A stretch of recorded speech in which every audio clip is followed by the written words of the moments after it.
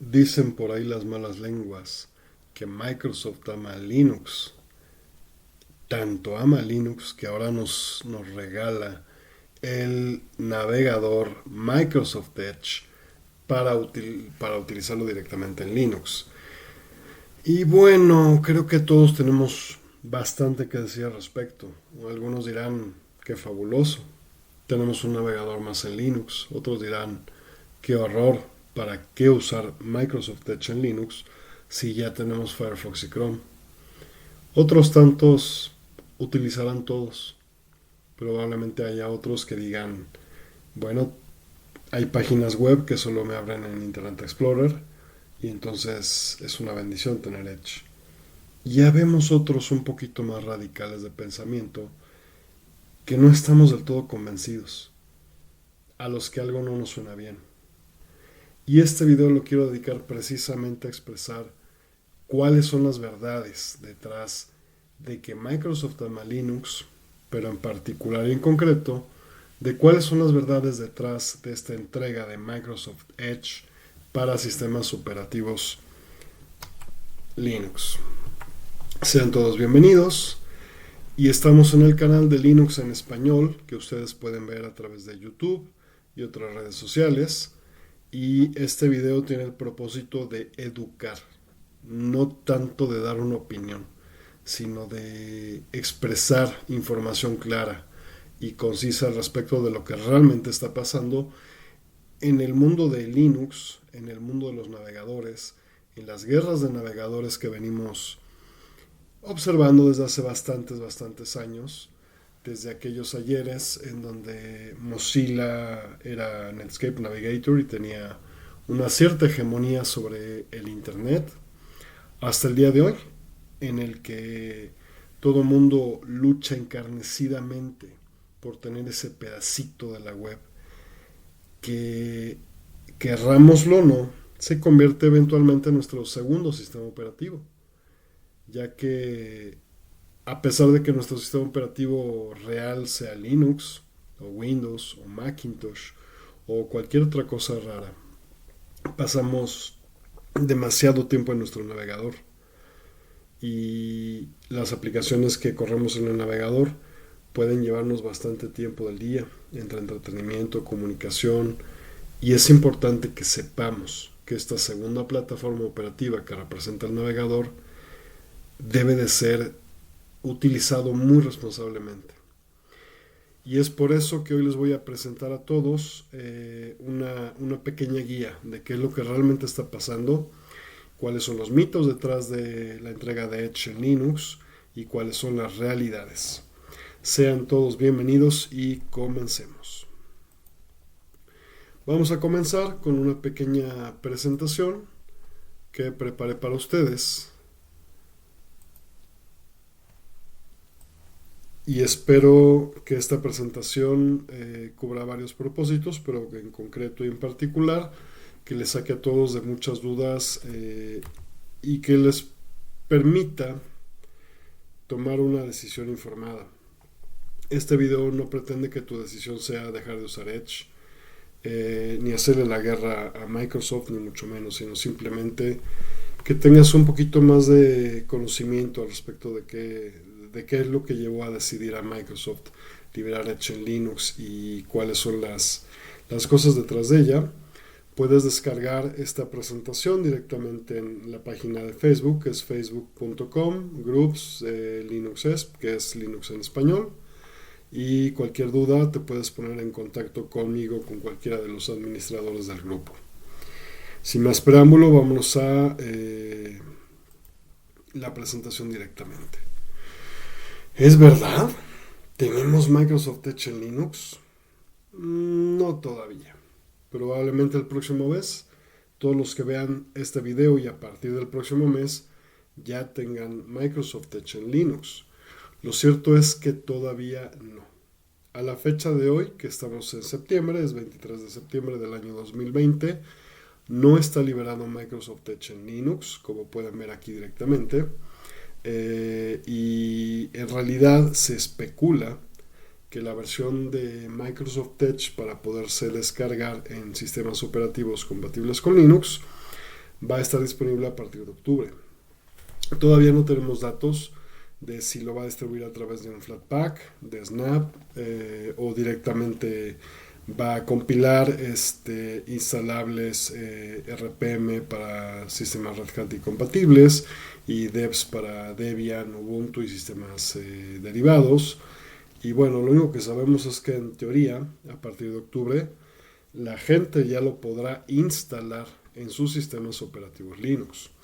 Cosa que desde luego hoy en día es posible hacer con esta nueva versión de Edge en sistemas operativos Mac OS X y en sistemas operativos Windows desde luego. Y bueno, ¿me afecta como usuario de Linux el hecho de que Microsoft Edge exista en Linux? No, realmente no.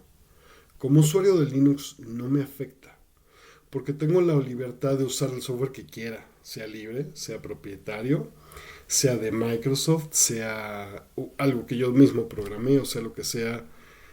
Desde el punto de vista de usuario realmente no me afecta. Pero ¿a quién sí le afecta? Pues resulta que le afecta al movimiento del software libre. Los que nos preocupamos por el tema de las licencias del software libre y de cuál es el rumbo que sigue el software libre en el mundo, estamos bastante concernados por este tipo de decisiones que cada vez son más comunes en Microsoft. Y bueno, ¿por qué nos afecta? Nos afecta porque, aunque no lo creas, las compañías de software propietario más importantes como Google, Apple y Microsoft desean establecer una hegemonía y un monopolio en las tecnologías de renderizado y motores web.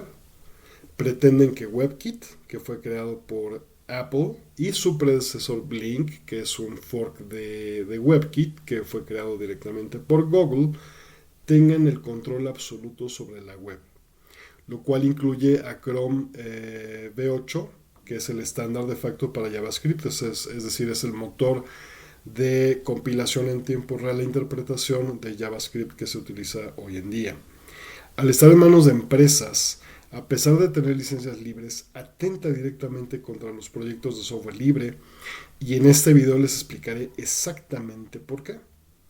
Y como ven, WebKit fue creado por Apple, Blink fue creado por Google, y Microsoft crea Microsoft Edge a partir de Blink y de WebKit como un fork de Chromium. Y bueno, WebKit, Blink, ¿de qué estoy hablando? Suena raro, ¿cierto? En realidad WebKit y Blink es la manera de técnicamente decir el motor detrás del navegador. Hoy en día, para efectos prácticos, solo existen dos tipos de navegadores en el mercado. Los navegadores basados en Gecko, que es el motor de rendering creado por Mozilla, a través del cual tenemos a Firefox, y los navegadores basados en Chromium, que es de Google, que son prácticamente todos los demás. WebKit nace de Apple y es la base de Chromium. Y Chromium lo hace un fork, digamos lo clona, y le pone Blink, le añade su código y saca lo que conocemos como Chromium. Hoy en día casi todos los navegadores están basados en esto, Blink o WebKit. Ejemplos de navegadores basados en WebKit: Safari, Torch, y en Blink, Chrome, Chromium, Opera, Midori, Dolphin, Edge, Epiphany, etc. Es decir, muchos de ellos, como Opera, de hecho son clones o forks de Chromium de Google. Al usar Opera no estoy usando nada novedoso, nada nuevo, nada que tenga un equipo de desarrolladores talentosos detrás haciendo un motor de rendering nuevo. Cuando utilizo Opera, en realidad estoy utilizando Chromium, cuya interfaz gráfica ha sido pimpeada, modificada, embellecida por las personas que desarrollan Opera. Pero no tengo nada de nuevo ni estoy usando nada nuevo. Y es el mismo caso con Microsoft Edge. Microsoft Edge utiliza Chromium del mismo modo que lo utiliza Opera y nos presenta un navegador basado en esta tecnología.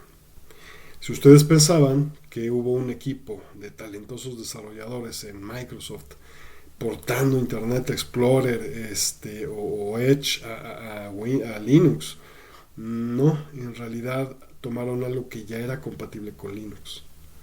Y la decisión más obvia era intentar atacar al mercado de Linux directamente haciendo una versión del navegador Edge y distribuirla en Linux.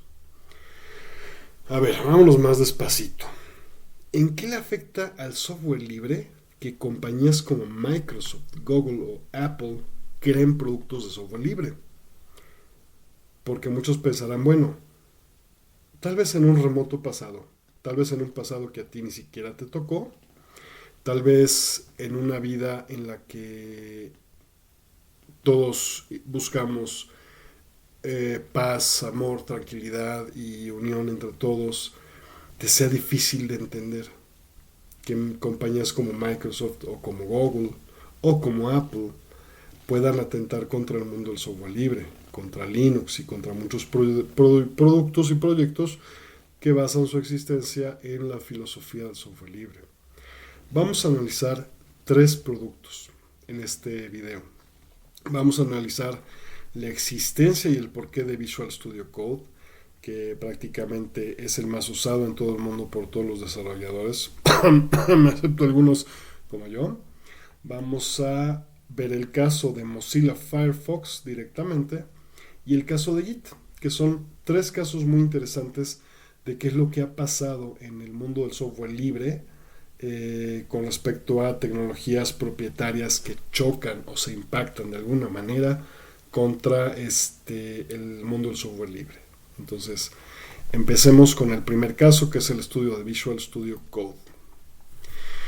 Más del 70% lo usa y en menos de 2 años ha ampliado su uso, su market share tremendamente. Tiene por competencia directa a otros, no voy a hablar de IDEs, sino de editores de texto para programación, como Sublime, como Vim, como Notepad++, como Atom y Brackets. Y bueno, al final de las cuentas, ¿de qué me quejo si es libre, cierto? No. Visual Studio Code no es libre. Más del 99% de los usuarios lo descargan como un binario. Es decir, se meten a la página de Microsoft y descargan el ejecutable, ya sea de Debian, de Red Hat, de Macintosh, de Windows, descargan directamente el binario. Menos del 1% descarga y compila su código fuente para usarlo en su máquina.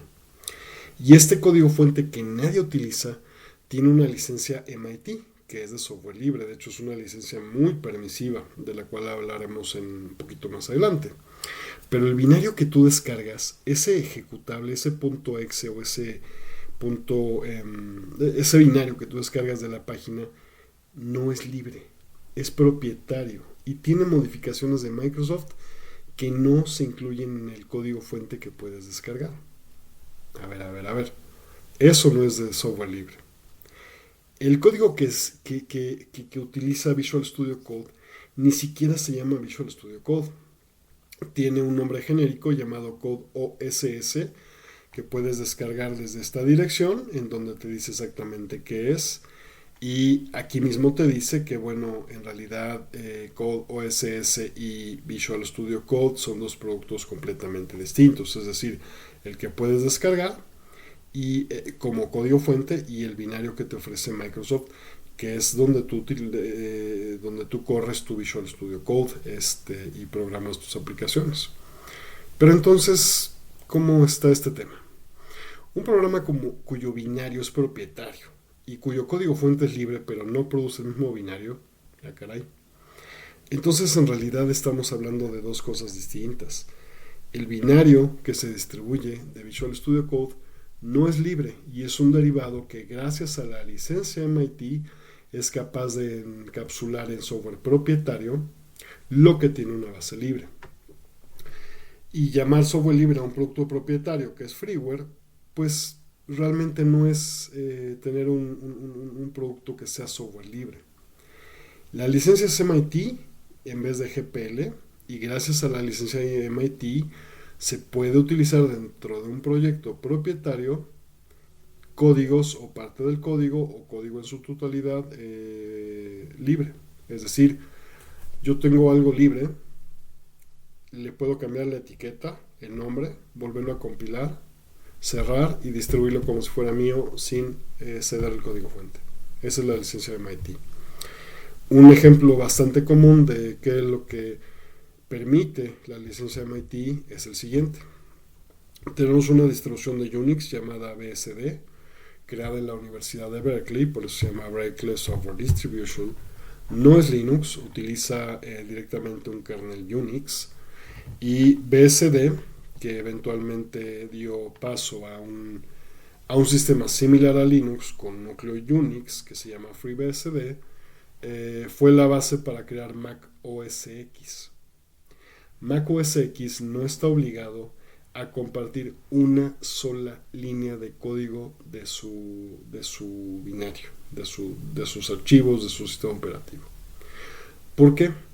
Porque se utiliza una base libre. Porque si no fue el esfuerzo de los desarrolladores de Mac crear este sistema operativo, ¿por qué le pueden cambiar la etiqueta, embellecer la interfaz gráfica y venderlo como si lo hubieran creado ellos? Bueno, porque prácticamente es lo que te permite la licencia MIT. En cambio, la licencia GPL es muy distinta porque tú no puedes tomar un producto de software libre, metérselo a un producto de software propietario y no compartir el código fuente. Esa es una de las directivas del software libre. Entonces, Mac OS X está basado en FreeBSD. También, por ejemplo, el sistema operativo que tiene PlayStation 4 está basado en FreeBSD. Y Sony no está obligado a decirte que es un sistema operativo libre, la base de su plataforma. Tampoco está obligado a compartir el código fuente contigo.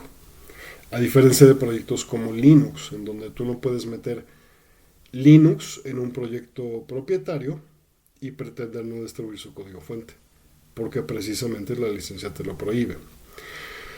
Y bueno, sea como sea, ¿qué hay de malo con Visual Studio Code? Aunque no sea libre, aunque sea propietario y no comparta su código fuente conmigo, pues vamos a analizar qué es lo que pasa con Visual Studio Code. La descripción de Visual Studio Code está en su repositorio, todos lo pueden acceder de esta dirección. No se preocupen si en el video no le pueden dar clic a nada, porque eventualmente serán... es decir, el código fuente de este video, de esta presentación, lo voy a dejar en el grupo de Linux y voy a dejar el link completamente abierto para que todo el mundo lo descargue y le pueda dar clic a cada uno de los vínculos que tiene la presentación. Y bueno, dice ahí en la descripción de Visual Studio Code que Visual Studio Code es una distribución de Code OSS con personalizaciones creadas bajo la tradicional licencia de Microsoft. ¿Y qué significa la licencia tradicional de producto de Microsoft? Bueno, muchas cosas pésimas. Pésimas por las cuales gente como yo no utiliza software privativo o software con EULAs o End User License Agreements como los de Microsoft. Pero vamos a darle una pequeñita mirada a esta licencia bajo la cual estamos instalando Visual Studio Code. Colección de datos. Este software puede recolectar información acerca de ti y cómo usas el software y enviársela a Microsoft. Microsoft puede utilizar esta información para proveerte de servicios y productos, es decir, marketing. Y choro. En conclusión, pueden compartir esta información con terceras partes o venderla bajo los términos de este otro link. Y además de recolectar información de ti, de tu computadora, porque es un binario, se puede recolectar información de todo lo que haces, de quién haces. Si estás, por ejemplo, creando un proyecto productivo para un cliente, Microsoft puede ver el código fuente. No tiene un acuerdo de confidencialidad contigo. Es decir, si a Microsoft se le da la gana, agarra tu código fuente, se lo manda a los servidores de Microsoft y listo, ¿vale? Y por otro lado, también Microsoft puede hacer actualizaciones automáticas del software sin tener que preguntarte. Lo puede hacer periódicamente, instalarlas por ti, es decir, Microsoft está autorizado a tomar tu producto que ya descargaste, tu Visual Studio Code, y conectarse a internet y descargar lo que se le pegue la gana. Si el día de pasado mañana Microsoft quiere meterle un troyano, pues es parte de la licencia y no te tienes por qué quejar. Claro, esto depende de la confianza que tengas en Microsoft. No sé cuántos años tengas lidiando con Microsoft, yo tengo más de 25 y créeme que la mayor parte de esos 25 años lidiando con Microsoft te puedo decir historias de terror que no es necesario en este momento, pero puedes buscar en internet. Y bueno, la traducción de lo anterior en términos castellanos entendibles sería la siguiente. Microsoft te espía. Microsoft vende tu información personal a terceros o cualquier otro uso que se le dé la gana. Microsoft realiza actualizaciones sin tu autorización. Y Microsoft no comparte el código fuente de ninguna de estas funcionalidades contigo. Es decir, ni siquiera sabes qué es lo que está haciendo. Ya no suena tan libre Visual Studio Code, ¿cierto? Ya se puede dejar ver la intención detrás de por qué liberarlo gratis para todas las plataformas. Vamos a sacar una pequeña conclusión. Esta es la mía. Tú puedes sacar la que tú quieras. Contradecir lo que acabo de decir o demostrarme que lo que dije es mentira. Te deseo mucha suerte encontrando información al respecto, pero mi conclusión personal es la siguiente. Microsoft te ofrece un producto freeware, no software libre, cuyo costo es tácito, ya que aceptas compartir tu información personal con Microsoft y con terceros y no tienes regalías al respecto. Si tú vales $1 o 1,000, a ti no te toca un centavo. Con respecto a ti, a tu vida personal y tu información, tuya o de tu familia o de tu empresa. Pero además, Microsoft no tiene ni siquiera que ofrecerte ninguna garantía, pues es freeware. Y como no pagaste un centavo, sea lo que sea que pase con Visual Studio Code, Microsoft no está obligado a responder por el código ni por los daños que te ocasiona. Y si las partes de su código fuente son perjudiciales para ti, pues bueno, mucha suerte. Si después de esto estás consciente de lo que te acabo de decir y lo usas, bueno, pues eres un adulto, eres consciente de los riesgos y en realidad no es nada que me espante porque por décadas así ha sido. Lo que tiene el End User License Agreement de Microsoft, el famoso EULA, es cuestión de película de terror.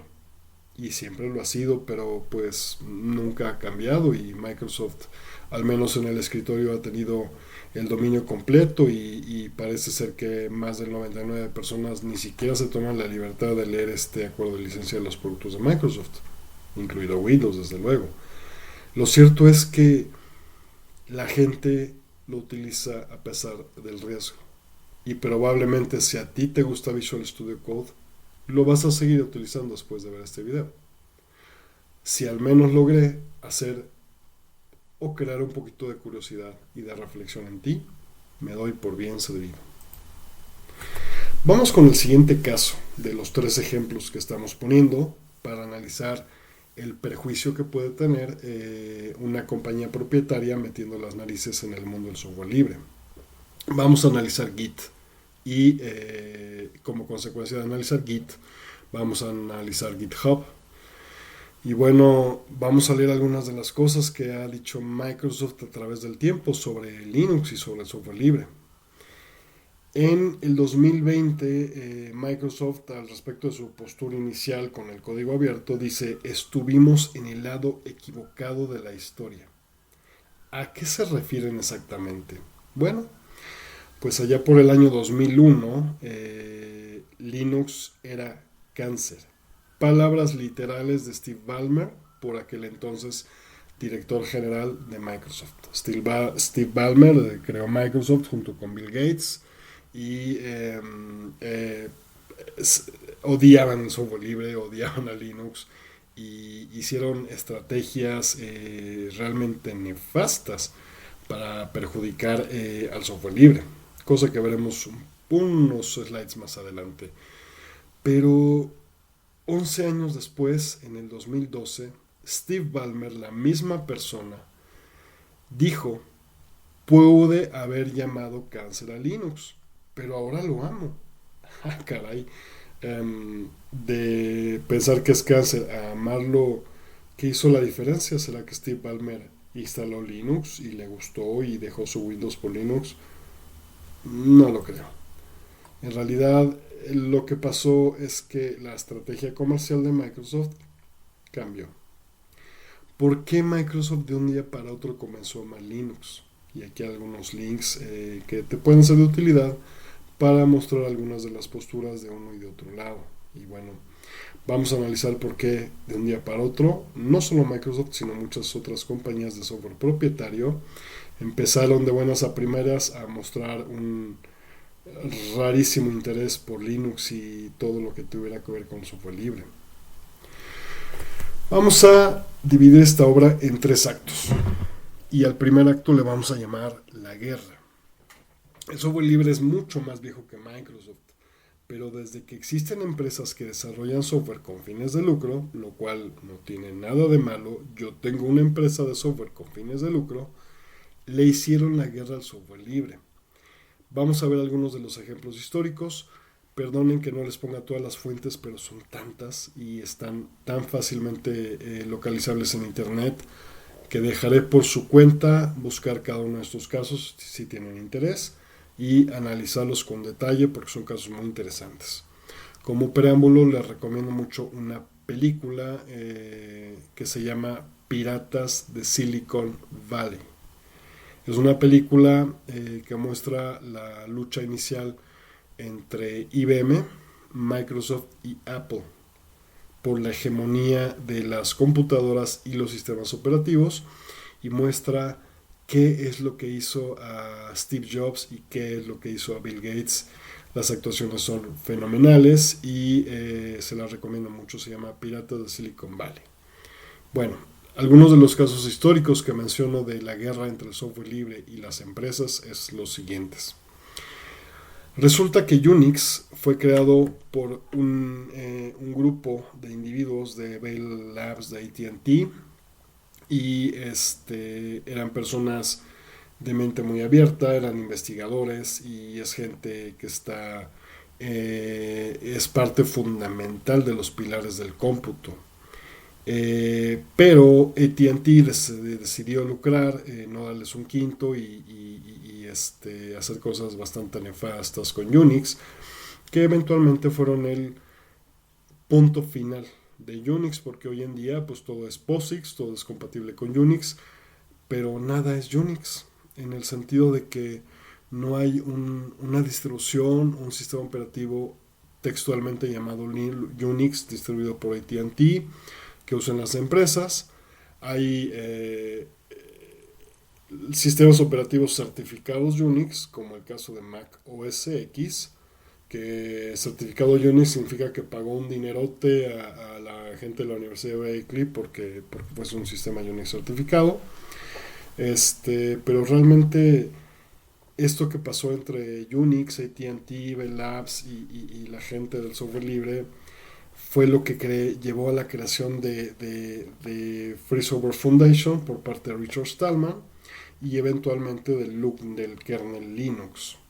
El kernel Linux no tiene nada que ver con el proyecto GNU, pero cuando Linus Torvalds, este famosísimo finlandés que todos conocerán, crea el kernel de Linux, lo distribuye gratuitamente y utiliza la licencia de GNU GPL para distribuir su sistema Linux porque al menos ideológicamente estaba conectado con los intereses de la Fundación de Software Libre creada por el hoy casi olvidado Richard Stallman.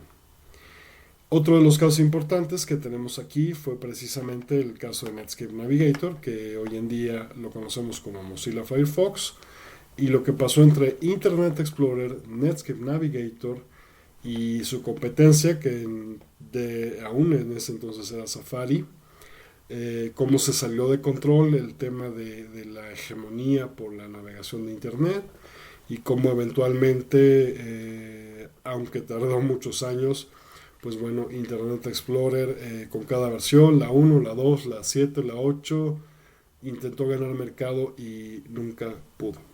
Y nunca pudo precisamente desde que Google sacó su navegador Google Chrome. Fue el punto final en el ataúd para Internet Explorer. Seguía saliendo, seguía siendo el navegador por default en Windows, pero nadie lo utilizaba. Se convirtió en un trend pensar que Internet Explorer, bueno, el único propósito que tenía era un instalador de Google Chrome o de Mozilla Firefox. Otro ejemplo importante es de cómo el software salió de los ámbitos académicos y de investigación para ser apoderado por las compañías. Muchas de las cosas que conocemos, avances como el sistema de ventanas, que fue desarrollado adentro de Xerox Company por un grupo de muy talentosos desarrolladores, el mouse y muchas otras cosas, provienen de entornos académicos y de investigación. Los computadores en sí mismos, los sistemas operativos, muchas de las cosas que conocemos y que damos por sentado hoy en día no salen de las empresas, salen de las universidades. Y las empresas privadas como Microsoft tomaron ventaja del mood hippie de los estudiantes de la época para prácticamente despojarlos de todo lo que hicieron, renombrar sus productos, y esos mismos productos hoy en día los conocemos como Windows, como Mac y como muchas otras cosas. Otro ejemplo importante de la guerra entre el software libre y el software propietario lo podemos ver entre la enciclopedia Encarta y Wikipedia. Para todos aquellos que tienen aquella edad maravillosa en la que nacieron después de probablemente el 2005, probablemente ni siquiera les suene Microsoft Encarta. Lo cierto es, y yo les voy a platicar a continuación, qué era Microsoft Encarta y por qué era el rival de la Wikipedia. En ese entonces, por aquel entonces, cuando abundaban los discos de 3,1 iban de salida los discos de 5,1 y los medios ópticos eran una novedad que todavía estaba en el panorama lejano, había una guerra entre enciclopedias. Es decir, estos medios para poner el conocimiento del universo, de la humanidad a tu alcance, pues estaba la enciclopedia británica, estaba Encarta y estaban... no me acuerdo el nombre de la otra. Había otra muy famosa, pero bueno, había muchas. El tema es que se distribuían en CDs, se distribuían en discos de 3,1 y la idea era que compraras una enciclopedia que eran como 20 CDs o 30 o 40, y en esos CDs las enciclopedias, a diferencia de los libros, ya tenían algo llamado multimedia. Imagínate nada más. Multimedia era que tenían imágenes y tenían soniditos, y los papás de aquel entonces, que estaban acostumbrados a las enciclopedias en libro, cuando pedían la Encarta veían que sus hijos estaban leyendo una enciclopedia que pues reproducía soniditos y que tenía imágenes y que reproducía videos, y decían, wow, es el futuro, ¿no? Lamentablemente Microsoft Encarta y la enciclopedia británica y todas las demás de aquel entonces eran tan insuficientes y tan apresuradas por sacar información al mercado y por encajar en el formato y porque copiaron la información en los discos, que descuidaron el contenido demasiado. Y gracias a esos descuidos, eventualmente se creó la Wikipedia. Se creó en web, abierta para todos, y la Wikipedia muchos la defenderán a capa y espada, como yo, y otros la criticarán arduamente y duramente, y Solo diré que ambas posturas son válidas. Al ser una fuente de conocimiento abierto, es una fuente de conocimiento falible. Pero es como el método científico, en el sentido de que se corrige a sí misma. Si yo ahorita posteo un artículo en la Wikipedia con un error, tal vez no en una hora, tal vez no mañana, pero eventualmente alguien lo va a ver y se va a dar cuenta de mi error y va a solicitar una corrección. Y las correcciones no necesita hacerla un equipo de encapuchados que viven en lo alto de una colina y se hacen llamar oráculos. No, la Wikipedia la editamos todos. Y todos podemos tener una cuenta de Wikipedia y todos podemos crear artículos de la Wikipedia. Y la razón por la cual la Wikipedia es más grande que la Biblioteca de Alejandría y que cualquier otra biblioteca y acervo de conocimiento que haya existido en la historia de la humanidad es porque todos la hemos hecho y todos la hemos corregido y los errores que ha tenido los hemos eventualmente corregido y seguramente tendrá muchos errores, pero tiene diversos mecanismos que precisamente fueron diseñados para que los errores se minimicen, como por ejemplo estándares en el formato, el hecho de que no puedes escribir nada en Wikipedia sin citar las fuentes. Si yo digo que el cielo es verde, tengo que citar la fuente, y la fuente debe ser una fuente acreditada, de preferencia con metaestudios y en el caso de investigación científica con estudios de doble ciego y con muchas otras fuentes de documentación que al menos elevan la calidad sigma en el sentido de la confiabilidad de la información en la Wikipedia. Y eventualmente Wikipedia será corregida y la información y el conocimiento son tan dinámicos como los bits que recorren el Internet. Lo que hoy es cierto puede cambiar mañana. Por eso la enciclopedia Wikipedia es una enciclopedia que cambia constantemente. La Wikipedia del 2019 es distinta de la del 2020. Pero esa es la naturaleza del conocimiento y por eso es tan buena. Y por eso pudo ganarle al producto de Microsoft en carta. ¿Cómo podría competir un equipo de 100, 200 personas, 500 personas, 1000 personas contra los cientos de miles de personas que editamos la Wikipedia? Que dicho sea de paso es una de las ventajas que tenemos los equipos de software libre. Los equipos de software libre podemos ser cientos de miles de personas echándole ganas al mismo código fuente. Ninguna empresa, ni Microsoft, ni Apple, ni Bloomberg, ni ninguna otra empresa en el mundo podría costearnos a todos los desarrolladores que hacemos falta para crear un proyecto de software libre. Es decir, si una compañía como Microsoft, con el dinero de Microsoft, se propusiese hacer desde ceros algo como Linux, le llevaría más de 1000 programadores durante tal vez 20 o 30 años. Así de poderosa es la capacidad de crear de los equipos de software libre. Y bueno, para irme con el siguiente ejemplo, vamos a poner la batalla social por el Internet, en donde han competido durante décadas los estándares libres contra las tecnologías propietarias. ¿A qué me refiero con esto? ¿Se acuerdan de Flash? Adobe Flash. Para los que no lo conozcan, qué bendición. Para los que tuvimos el horror de conocer Flash, era una porquería que se instalaba en tu navegador que te permitía reproducir juegos, animaciones, había cosas muy bonitas, pero las creaciones de Flash no eran el problema de Flash, de Adobe Flash, era la naturaleza misma del producto. Flash era un producto propietario que corría en tu navegador vulnerando a través de un binario la seguridad de tu sistema. Y además, al no ser un estándar libre, nadie podía crear animaciones de Flash si no pagaba una licencia de creación de contenido a Adobe de por vida. Hoy en día es raro porque para hacer una animación que corra en internet, pues nadie necesita lo como Flash.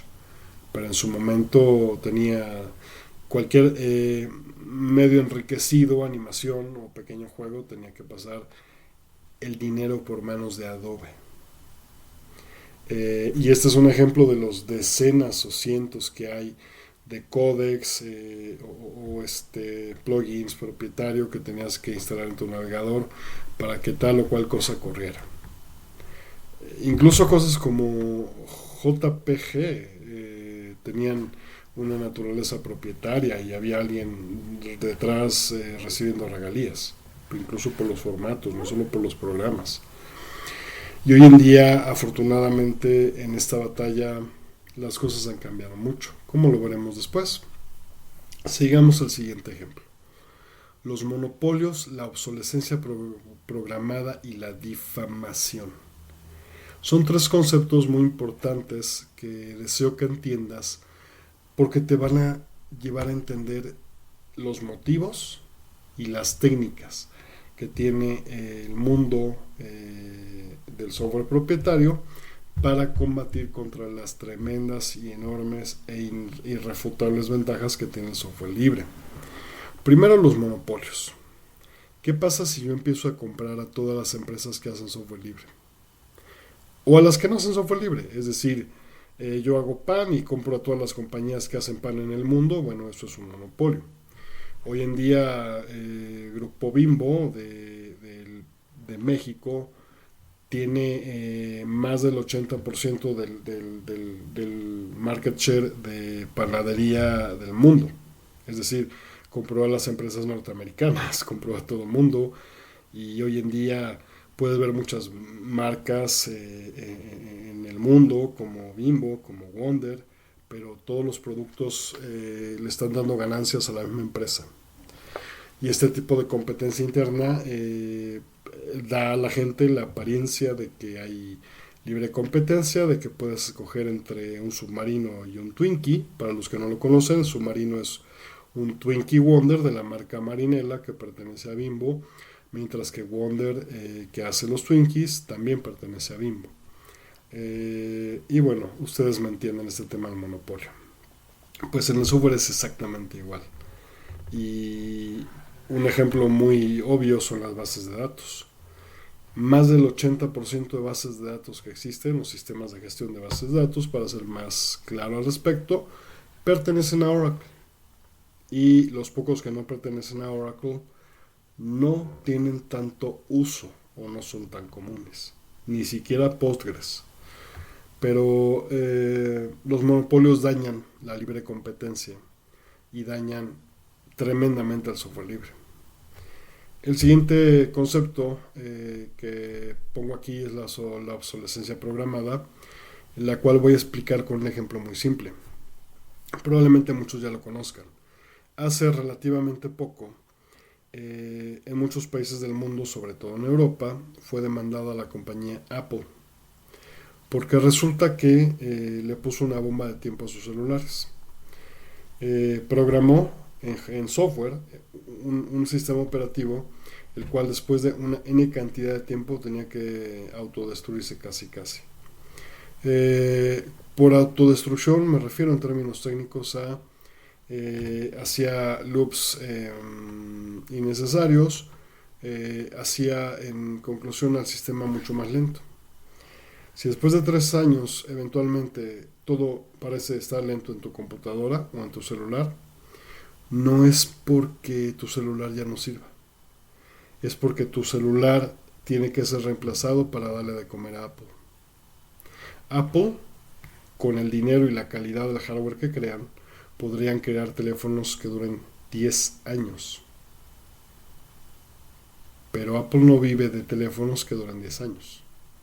Apple vive de que tengas que cambiar tu teléfono cada año o cada 2 años, y lo que te vende se llama status quo. Si tú tienes un iPhone 5, te vas a sentir obsoleto, viejo, pobre, jodido, que no te alcanza para el nuevo. Y si quieres ser cool, y si quieres verte bien, y si quieres usar la última tecnología, tienes que correr a comprar el iPhone 10 y el 11 y el 12 y así sucesivamente. Apple utiliza esta técnica de el sostén del status quo para justificar su obsolescencia programada y la demanda que recibió fue, oye, ¿cómo es posible que tengas un producto que es bueno, que no tiene ningún problema de hardware y lo hagas lento para que la gente lo tenga que cambiar? O desactives las actualizaciones o desactives las refacciones. El chiste es obligar a la gente a cambiar el teléfono. Que si tú ya pagaste uno, tengas que pagar uno una y otra y otra y otra vez. Precisamente por esto se hacen los productos con obsolescencia programada. Porque no importa que puedan durar 10 o 20 o 30 años, a la compañía que lo fabrica le interesa que lo reemplaces lo más pronto posible.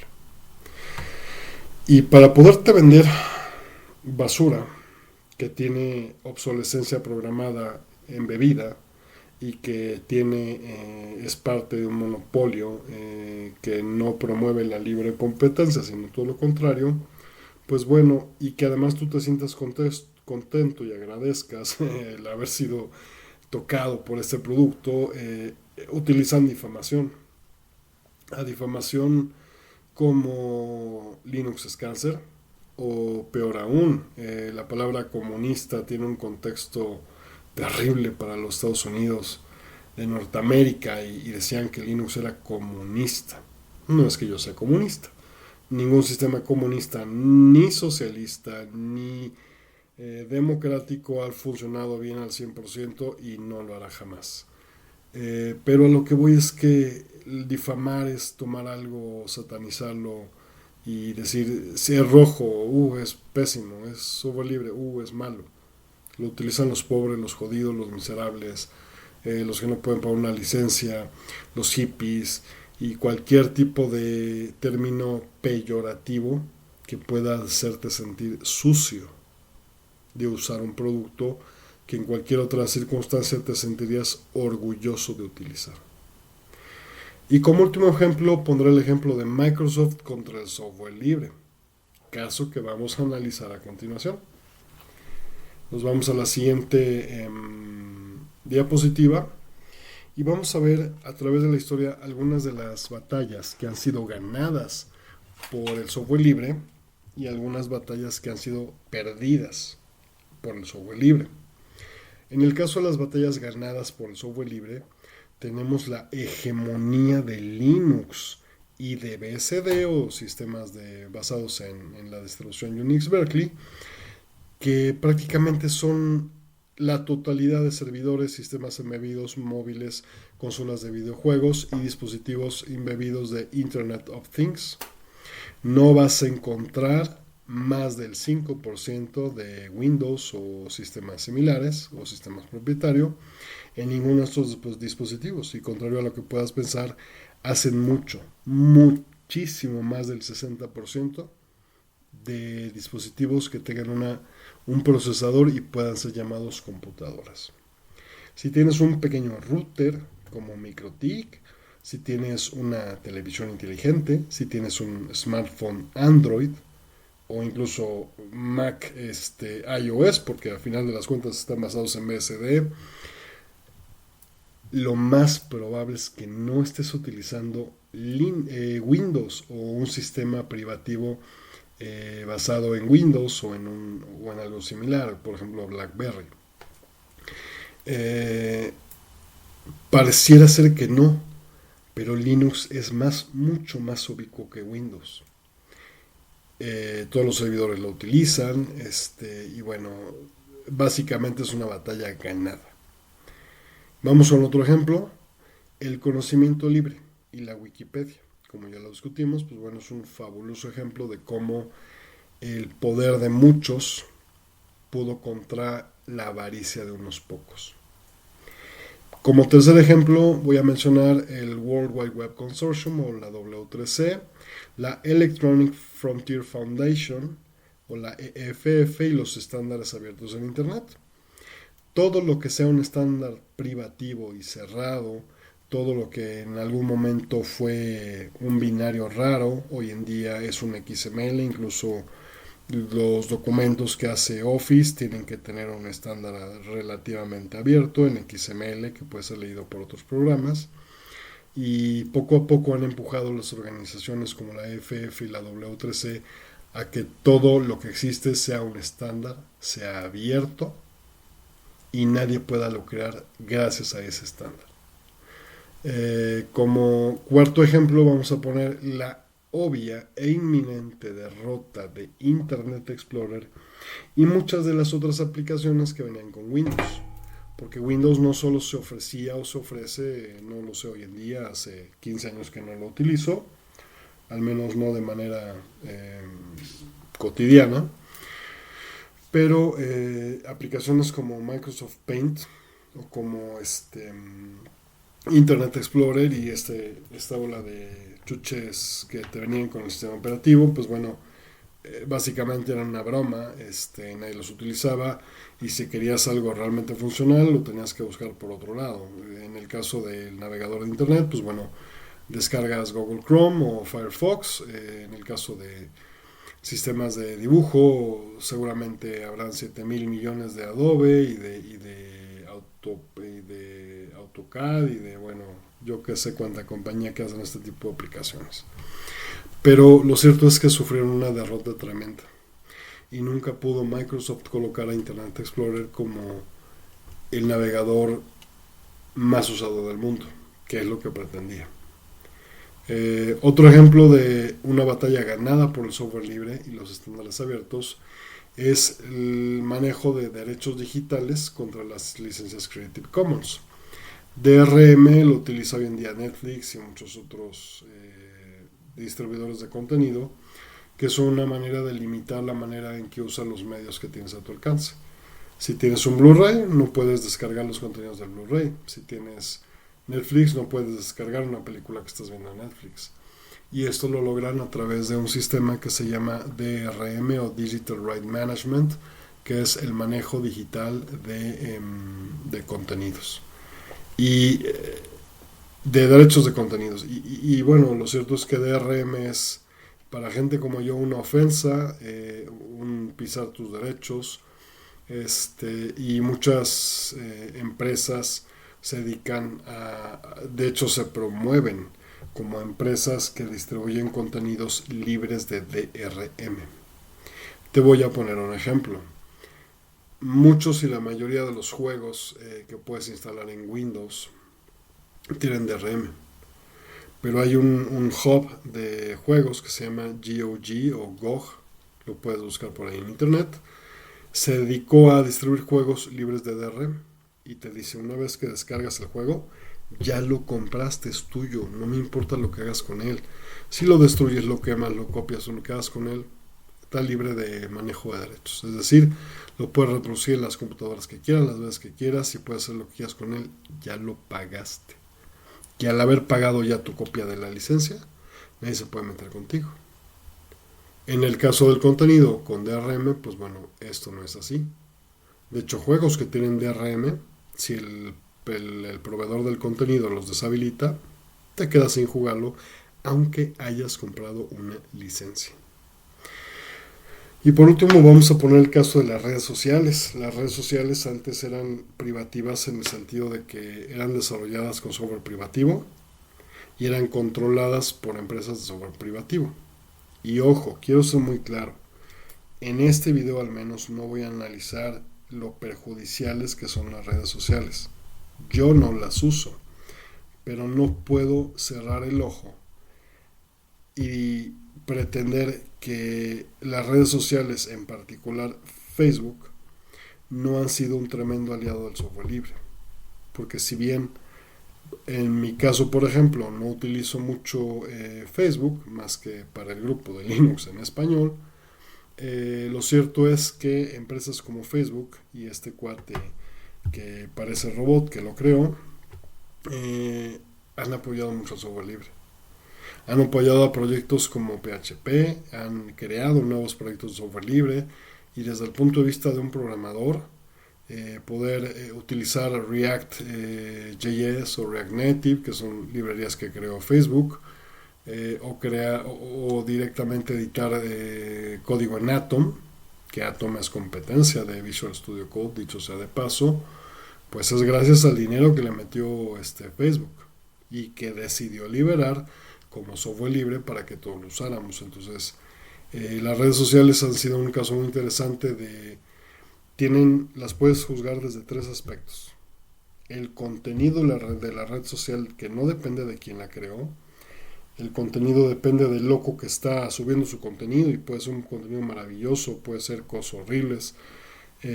No puedes juzgar a la red social por el contenido que tiene. No puedes pretender que sea un policía del contenido, ni mucho menos, ¿no? La red social en sí misma, que es el producto comercial de la red social y cómo es utilizado, el hecho de que Facebook te roba información, vende dicha información a terceros y prácticamente puede hacer un perfil de la vida del 80 o 90% de seres humanos, incluyendo sus hábitos, cuando duermen, cuando comen, qué hacen, cuando van al baño, todo eso lo sabe Facebook de ti. Pero esta tercera óptica desde la cual analizo Facebook es la óptica de el desarrollo. ¿De quién lo desarrolló? ¿Con qué tecnologías y qué utilizó? ¿Y cómo ha contribuido en general al mundo del software la creación de estas redes sociales? Y honestamente ha sido fabuloso. Las redes sociales han ayudado mucho a Web 3.0, han ayudado mucho a la dispersión de aplicaciones que hoy en día son la base de todo lo que utilizas. Si utilizas WhatsApp, si utilizas G Suite, si utilizas lo que utilices, es muy probable que los productos que estés utilizando tengan detrás el origen de una red social que se basa en software libre. Y bueno, así como hay muchas batallas ganadas por el software libre, vamos a analizar algunas de las pérdidas que ha tenido el software libre a través de la historia. La primera, y la que nos hace a todos los linuxeros agachar la cabeza, es la tremenda derrota en el ámbito de la ofimática. Se tiene calculado que de existir Microsoft Office en Linux tendría más del 45% del market share de sistemas operativos. Solo con el hecho de que puedas ejecutar Microsoft Office en Linux. Ya no digo que sea software libre, ya no digo que sea la mejor versión del mundo, simple y sencillamente digo que los usuarios tengan la capacidad de abrir un maldito documento de Word y no se mueva todo cuando lo abres en un LibreOffice o en un ThinkOffice o en un WPS Office o en Google Drive o en cualquier otra suite ofimática.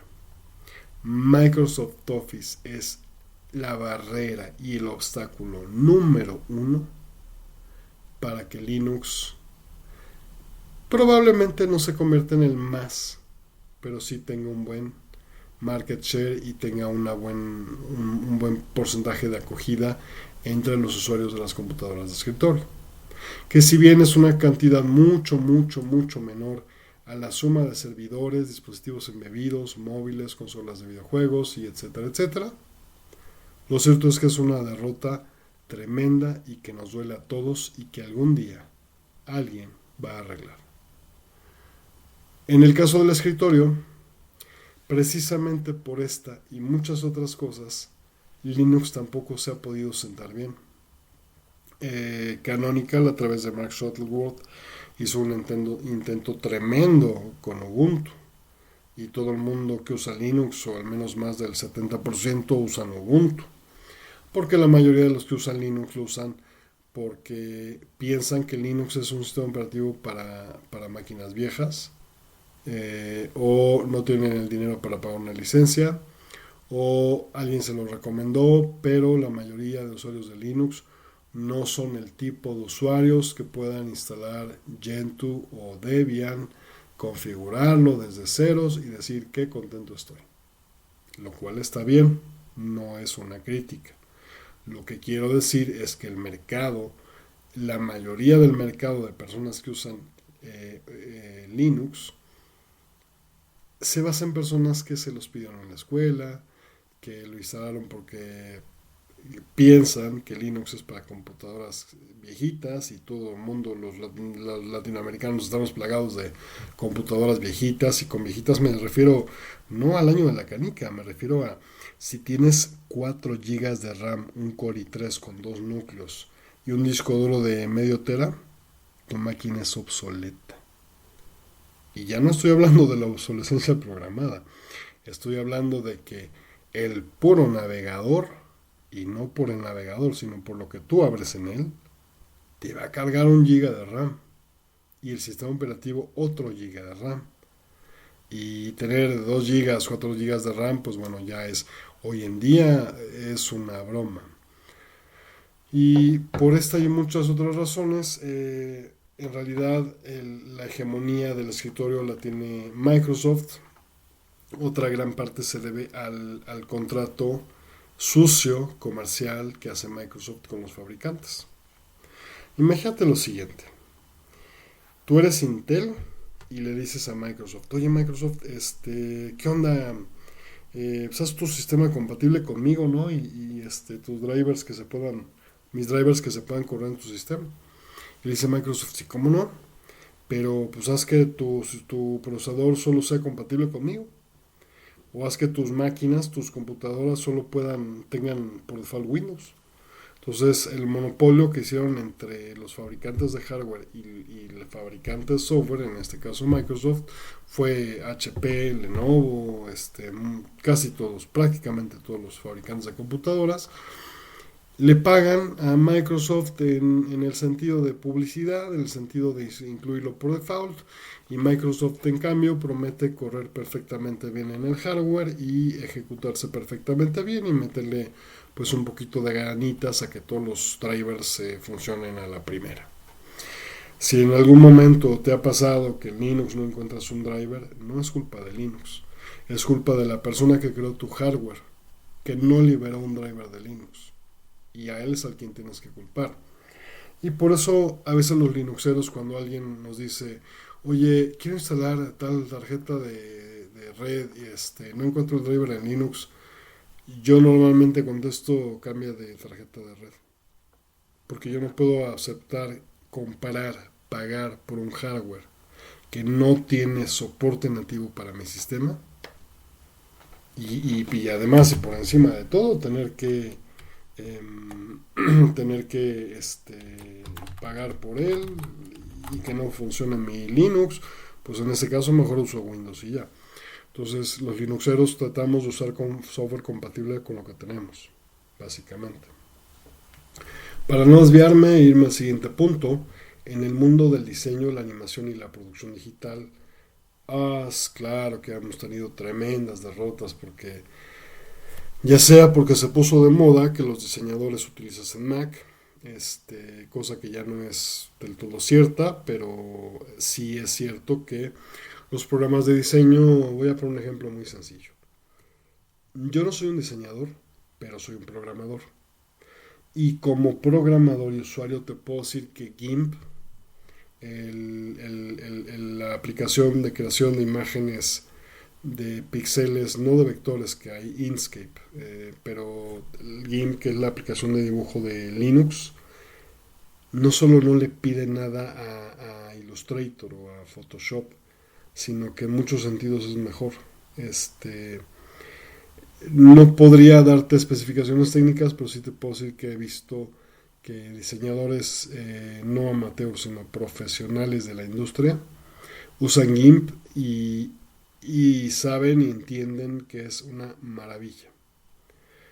Igual con otros programas de edición digital, de video, pero al final de las cuentas, si la industria está plagada de una marca, llámese Adobe o llámese Autodesk o como se llame, pues bueno, hacer un nicho en esa industria y sustituir el producto que ya están usando a veces cuesta mucho trabajo. Entonces, en este ámbito del diseño, de la animación y la producción digital, definitivamente el software libre no ha podido tener voz y voto, y la gente que utiliza este tipo de software o usa Mac o usa Windows, y eso no va a cambiar pronto, lamentablemente.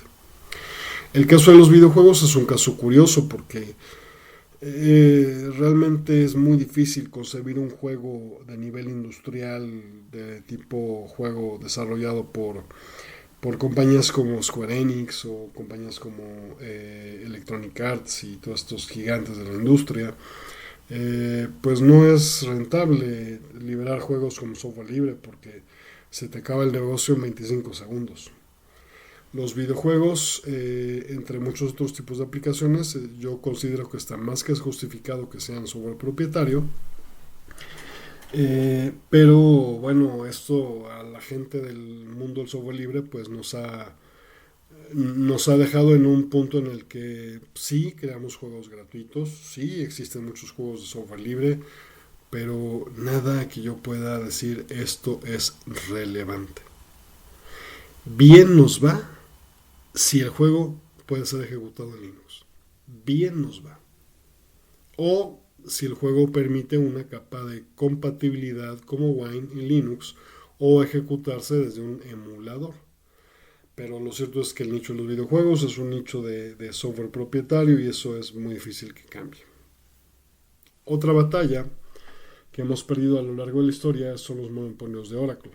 Oracle ha comprado todo lo existente, habido y por haber en el mundo de las bases de datos, hizo que desapareciera Lotus, hizo que desapareciera DBase, compró a MySQL Lab, que son los creadores de MySQL, y hoy en día la hegemonía de Oracle es total, monolateral y horrible.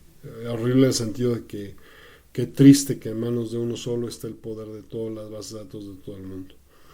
El creador de MySQL tuvo que hacer un fork de MySQL llamado MariaDB para combatir contra este tremendo fenómeno de monopolio.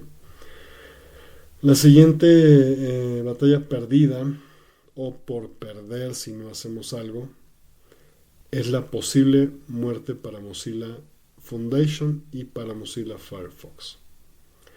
Todavía es una batalla que no se define, pero lamentable y realistamente la balanza se está inclinando hacia un lado que me hace ponerlo en el lado derecho donde están las pérdidas.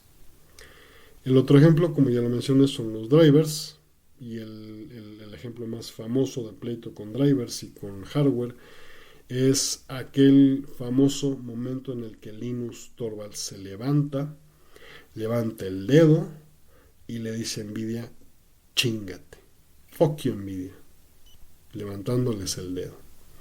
Ese momento es icónico y es clásico y ahorita van a ver una foto de dicho momento, pero la razón por la cual hizo eso es porque los drivers, el hardware han sido un tema de ruptura entre el mundo del software libre y los fabricantes de hardware, y es tremendamente triste este tema. Hoy en día, otro de los problemas que nos impiden llevar a Linux al escritorio es precisamente el tema de la incompatibilidad de drivers.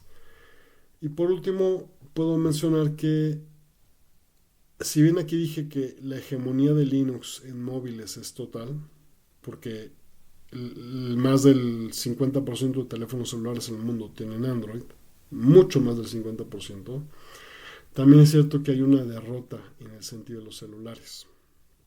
¿Por qué lo digo? Porque Android, probablemente la mayoría de ustedes ya lo sabe, y el que no lo sepa lo va a enterar de primera fuente. Android es Linux, pero no una distribución de Linux. Android contiene el núcleo Linux, es decir, el kernel. Android es propietario. Android no puedes descargar su código fuente, pero Android le pagó a la Fundación Linux, es decir, a Linus Torvalds y a la fundación, mucho dinero por tomar el kernel de Linux y meterlo en un sistema propietario. Claro, como Linux es GPL, a diferencia de Mac, tienes la capacidad y posibilidad de descargar las partes libres de Android. Pero Google jamás ha liberado el código fuente completito de Android, ni lo hará. Y bueno, el tema es que debido a a los tremendos agujeros de seguridad que tenía Android y debido a las malas prácticas que ha tenido Google con Android a lo largo de la historia y debido a que solo hay dos opciones en este universo de los celulares, que es o usas iOS o usas Android. Decenas han hecho intentos por hacer otros sistemas operativos móviles como MeeGo, que después se convirtió en Tizen, que hoy en día es parte de la Fundación Linux, que es un sistema operativo similar a Android, pero completamente libre y que respeta los principios de software libre. Y Firefox creó Firefox OS y distribuyó en el mundo decenas de miles de celulares con Firefox OS de gama baja. No eran celulares que comprase una persona que compra un iOS 10. Pero ni por lo baratos, ni por lo bonitos, ni por lo interesantes han podido despegar. Tizen hoy en día es usado por Samsung.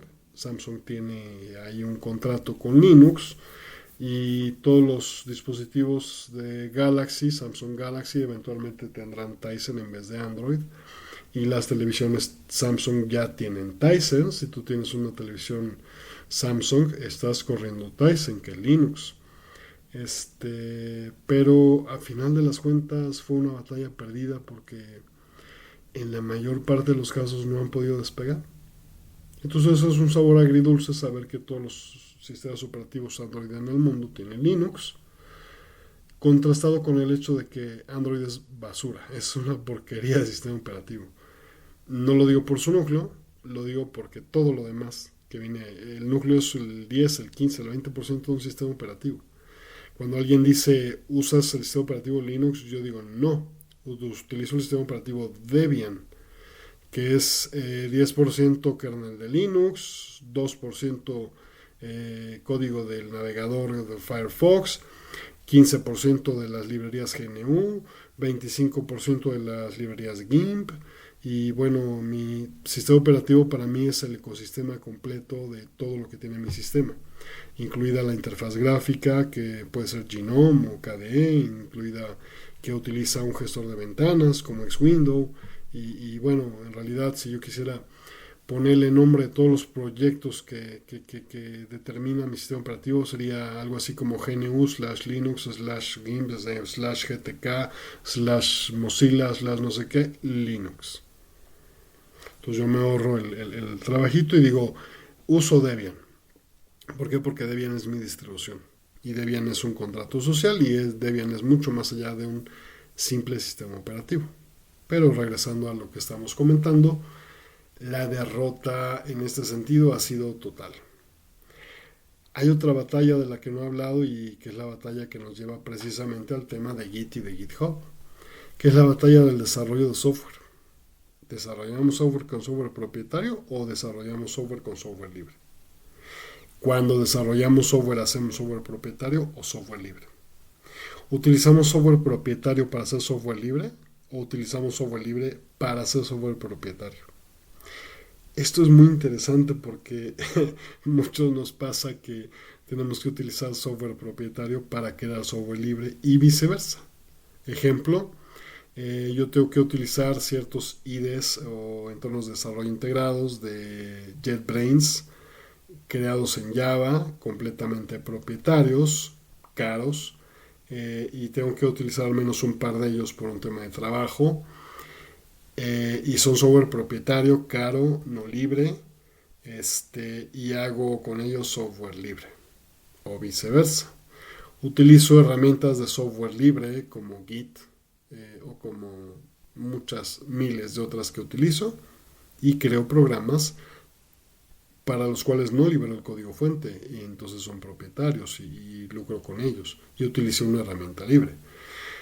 Ambos casos son complementarios y curiosos, pero vamos a ver un poquito más adelante quién está ganando en esta guerra del software libre contra el software propietario, en el caso de Git, GitHub y en el caso de el desarrollo de software como tal.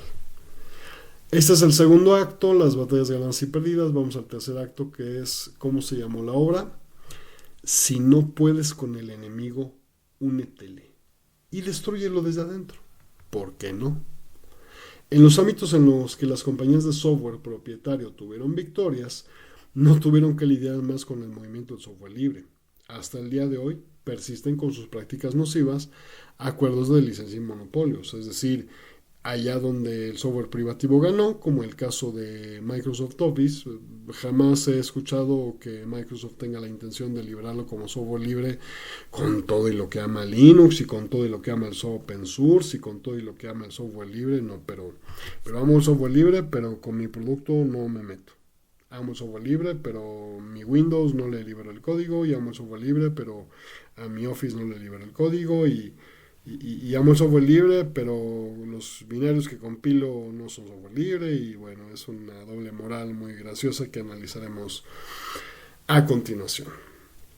La estrategia comercial adoptada por las compañías, particularmente Microsoft, para seguir lucrando en aquellos ámbitos en los que sufrió una derrota, pues fue muy simple, porque no apoyamos el software libre, vamos a lucrar con él en vez de luchar contra él. Y es así como después de Steve Ballmer, que fue el que dijo que Linux era cáncer, que después se retractó, es sustituido por Satya Nadella, espero no estar demacrando, destruyendo su apellido y su nombre, pero Satya Nadella fue nombrado en 2014 como CEO de Microsoft. Y lo primero que hizo es crear una campaña llamada Microsoft Loves Linux. Y este slide que presenté al inicio, que por aquí lo tenemos, este slide es de él. No es un meme en internet, no es un chiste. El CEO de Microsoft creó esta pantalla y la utilizó en una presentación para dar una conferencia de cómo era el shift o la transición que iba a sufrir Microsoft con respecto al software libre y cuál iba a ser su nuevo enfoque, básicamente. Y bueno, ¿qué fue lo que pasó después? Cuando este cuate tomó el poder de Microsoft y empezó a aventarle besitos a Linux. Pues bueno, vamos a hablar un poquito de exactamente las razones que llevaron a Satya Nadella o Nadella a amar a Linux. Microsoft amará a Linux porque usa Linux, porque va a reemplazar Windows por Linux, porque va a seguir el ejemplo de Linux y va a liberar a Windows como licencia GPL. No, realmente no. Microsoft ama a Linux porque Microsoft vio que en las batallas que perdió tenía una audiencia captiva de clientes. Y todo aquel que usase software libre iba a beneficiarse de Microsoft y iba a beneficiar a Microsoft si eventualmente Microsoft hacía algo relacionado con Linux. Microsoft compra Novell, por ejemplo. Novell era el dueño de sus Linux y entonces ya bajita la mano y de tercera persona, pues resulta que hay un nexo ahí entre una distribución de Linux directamente de Microsoft. Y otra de las cosas que hizo, bueno, hizo decenas de cosas de comprar compañías entre de subsidiaria a subsidiaria a subsidiaria y terminar teniendo voz, voto y control en el mundo del software libre. Lo primero que hizo Microsoft para demostrar que efectivamente amaba Linux fue convertirse en un socio platino. ¿A qué me refiero con un socio platino? Microsoft le da una fortuna a la Fundación Linux por crear Linux. Hay varios socios platino, entre ellos IBM, si es que no ha salido, Intel y muchos otros que le meten mucho dinero a Linux. Y ahora Microsoft es uno de estos partners o sponsors que le dan dinero a Linux. Y todos dirán, pues qué lindo, qué bueno. No, realmente Linux le deja más dinero a Microsoft del que Microsoft le da a Linux. Entonces aquí no hay caridad, aquí no hay buena voluntad, aquí no hay idealismo, aquí no hay filosofía. Esto es mercado, damas y caballeros. Y como tal es una estrategia de mercado para captar audiencias que sean empatizantes del software libre hacia los productos de Microsoft. Te doy un editor de código muy bonito, muy guapito, muy chulito, y entonces tiro a la competencia, llámese Sublime o llámese como se llame, y entonces sigo haciendo mis cochinadas como robar tu información. Claro, eso es Microsoft. Y bueno, con la llegada de este cuate, Satya Nadella o Nadella, no cambiaron las cosas. Cambiaron en el sentido de que Microsoft se metió las narices en el software libre, pero las prácticas corporativas nefastas de Microsoft pues no acabaron. Y bueno, todavía no contesto la pregunta que hice, que formulé en el Redcast pasado, que es, bueno, entonces, ¿quién va ganando esta batalla del software libre contra el software propietario en el ámbito del desarrollo de software? Vamos a ver un poquito más.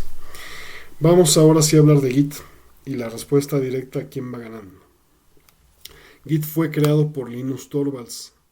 Sí, el mismo que creó Linux crea Git. ¿Y qué es Git? Para los que no sean programadores va a ser un concepto un poquito difícil de entender, pero quédense conmigo. Lo voy a intentar explicar de la manera más rápida posible. Cuando tenemos código, ese código tiene una versión 1. Y si yo le meto una modificación, seguramente voy a hacer una versión 1.00001. Y si luego le hago una mejora, voy a hacer la versión 1.00002. Pero ¿qué pasa si yo no soy yo, sino un equipo? Cuando somos 20 o 30 o 40 personas metiéndole la mano al código de un solo proyecto, las cosas se ponen interesantes. Porque de alguna manera hay que unir los cambios que tienen los códigos de todos los que están participando en el proyecto, y que el código de uno no rompa el código del otro, y si estamos editando el mismo archivo para hacerle mejoras, que yo no sobrescriba tus cambios y tú no sobrescribas los míos. Y bueno, esto dio pie a los sistemas de control de versiones, a través de los cuales el sistema de control de versiones te permite regresar a una versión previa, auditar los cambios que hizo un usuario con respecto a otro, resolver diferencias entre código de dos fuentes que fueron editadas por el mismo programador, y así sucesivamente. Históricamente los sistemas que se han utilizado eran CVS y SVN, que eran malísimos. Hacían la chamba, pero mal, muy mal. Y tanto le fastidiaba a Linus Torvalds, que es un programador del kernel Linux, cómo funcionaban CVS y SVN, que decidió hacer su propio sistema de control de versiones. No lo hizo para lucrar, no lo hizo para sacarle dinero, no lo hizo para venderlo, ni siquiera le hizo publicidad, simplemente lo empezó a utilizar internamente. Y como es Linus Torvalds, lo liberó como código fuente, como software libre, liberó su código fuente y lo puso a disposición de todos. Y cuando el resto del universo se dio cuenta de la maravilla que era Git, con decirte que más del 98% de los programadores del mundo que utilizan un sistema de control de versiones usan Git. Ya no usan ninguna otra cosa más que Git. Y hay buenas razones para ello. Git es fabuloso. Igual que Linux, y los dos fueron creados sin ningún propósito de sacarte dinero ni robar tu información, gracias a Linus Torvalds. Y bueno, gracias a Git, a este sistema de control de versiones, nacen compañías como GitHub, que GitHub es una compañía, nada que ver con Linus Torvalds, nada que ver con Linux, que simplemente hospeda en un servidor, un servidor Git para control de versiones, y pone al alcance de desarrolladores pues una plataforma para que en la nube puedan tener su código y compartirlo directamente en internet. GitHub sobrepasa al entonces gigante que era SourceForge y Google Code. Yo mis primeros proyectos los tuve en SourceForge y eventualmente los migré a GitHub. Nunca hospedé en Google Code, pero sé que era bastante famoso en muchos ámbitos. ¿Y qué es lo que pasa con GitHub? Que para 2011 GitHub había prácticamente alcanzado cifras que te van a parecer ridículas. Imagínate a 40 millones de desarrolladores, a más de 100 millones de repositorios de código de software tanto propietario como libre, entre los cuales se encontraba más del 80% de proyectos de software libre, los más importantes como Firefox. Y llega Microsoft y le dice a GitHub, te voy a comprar porque me quiero hacer de todos los proyectos de software libre del mundo. Y es así como Microsoft se apodera de GitHub comprándolo por una cifra exorbitante y empieza a apoderarse del código fuente de absolutamente todos los proyectos de software libre del mundo. Todo aquel que estuviese hospedado en GitHub terminó en manos de Microsoft, y su código fuente también, fuera privado o fuera público. Es decir, Microsoft no publica nada de sus productos en GitHub, de sus productos estrella. No quiero decir que Microsoft no tenga repositorios. Microsoft tiene más de 40,000 repositorios de código en GitHub. Antes de comprar GitHub ya tenía cientos de miles, miles, decenas de miles, no lo sé. Pero la mayoría de los repositorios que tenía Microsoft y que sigue teniendo son de otras personas. Lo cierto es que si tú buscas Microsoft Office en GitHub no va a aparecer, y si tú buscas Microsoft Windows en GitHub tampoco va a aparecer. Entonces, ¿qué ética es comprar una compañía que tiene en sus servidores, digamos, el 80% de software libre del mundo, y no contribuir con tu producto estrella a dicho software libre? A mí me parece una práctica bastante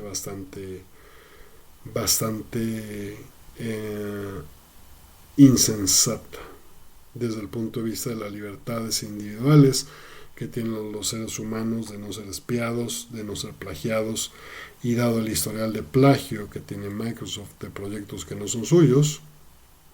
Yo el día que Microsoft compró GitHub, retiré mis más de 200 proyectos de GitHub y los pasé a Bitbucket de Atlassian, que es completamente software propietario, que cuesta dinero, pero sé que está en buenas manos.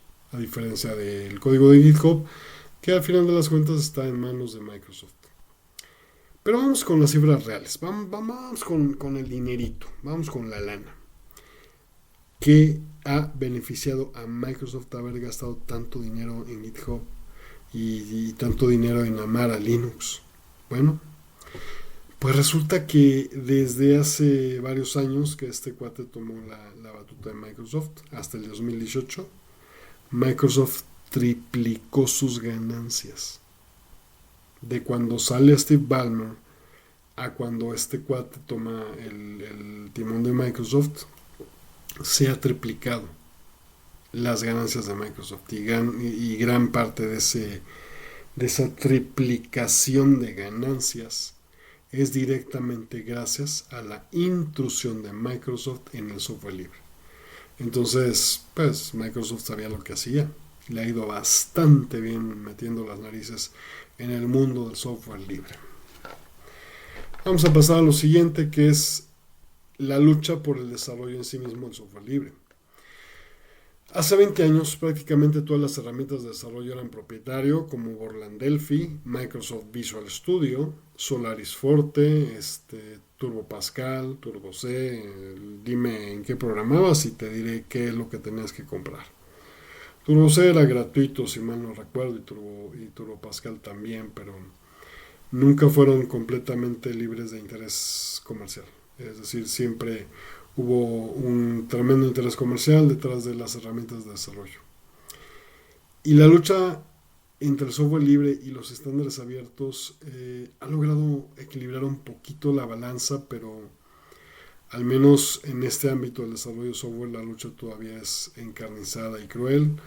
Tenemos ejemplos como Oracle, que se adueñó de NetBeans al adquirir a Sun, que también adquirió a MySQL bajo las mismas circunstancias, y como no pudo mantener el proyecto y no le dejaba dinero, lo terminó cediendo. Entonces, de haber sido NetBeans un producto de Oracle, ahora cambió y es producto de Apache, Y Apache es uno de los gigantes en el mundo del software libre. Es decir, que código como NetBeans o como muchas otras cosas terminen en las manos de APAN, de la Fundación Apache, pues es fabuloso. Pero también tenemos circunstancias contrarias, como MySQL, que es una monopolio que hizo Oracle y que obligó al creador de MySQL a crear un fork llamado MariaDB, que bueno, afortunadamente se convirtió en el de facto de la mayoría de las distribuciones Linux.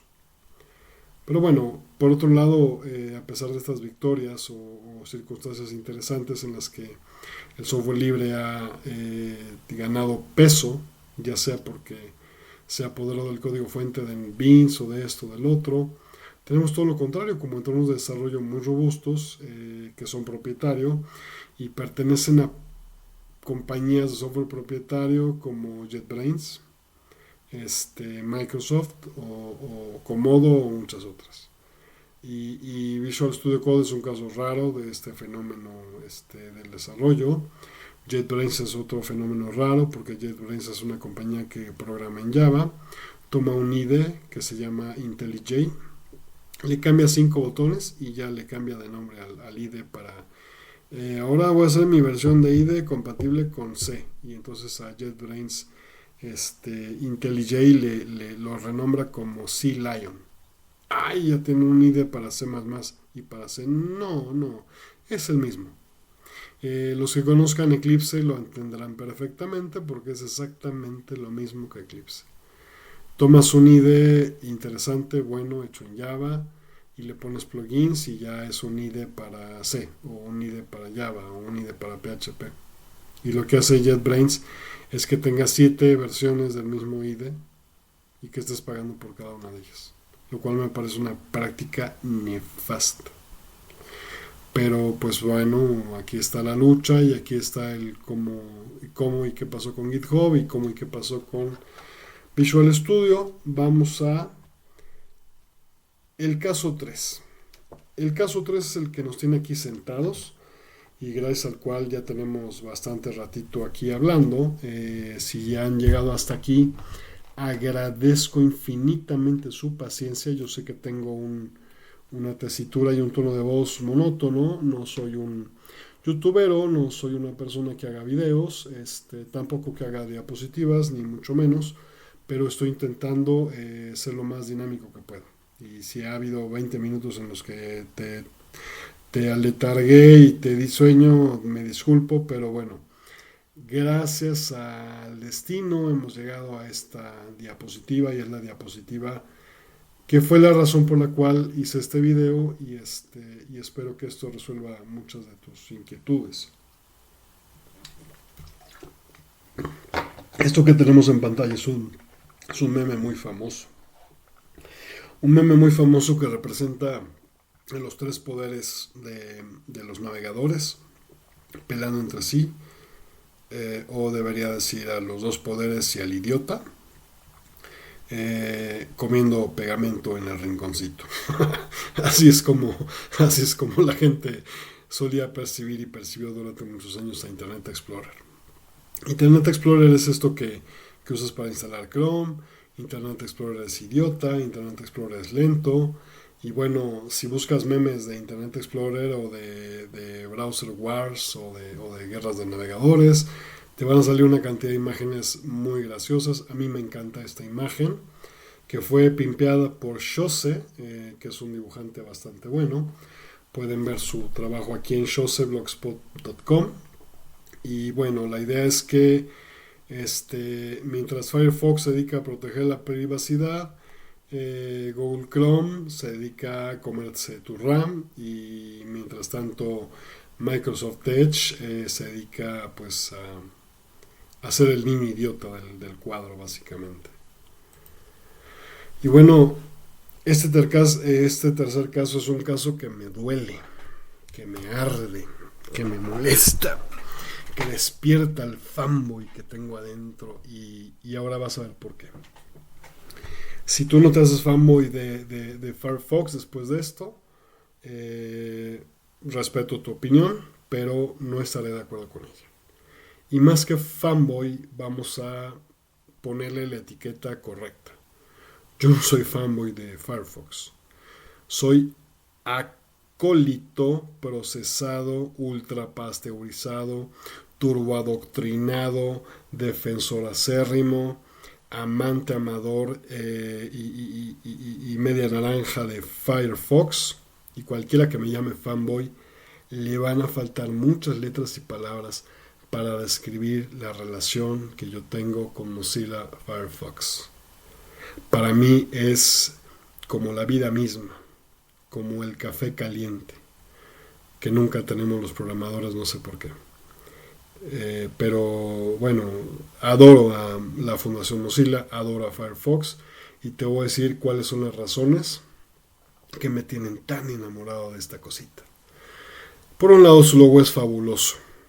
Un panda rojo, porque el que piense que Firefox es un zorro se equivoca por completo, aunque el diseño estilizado sea un zorrito, en realidad Firefox es un panda. Sí, es un panda rojo, puedes buscarlo en internet y es un panda bastante simpático de hecho.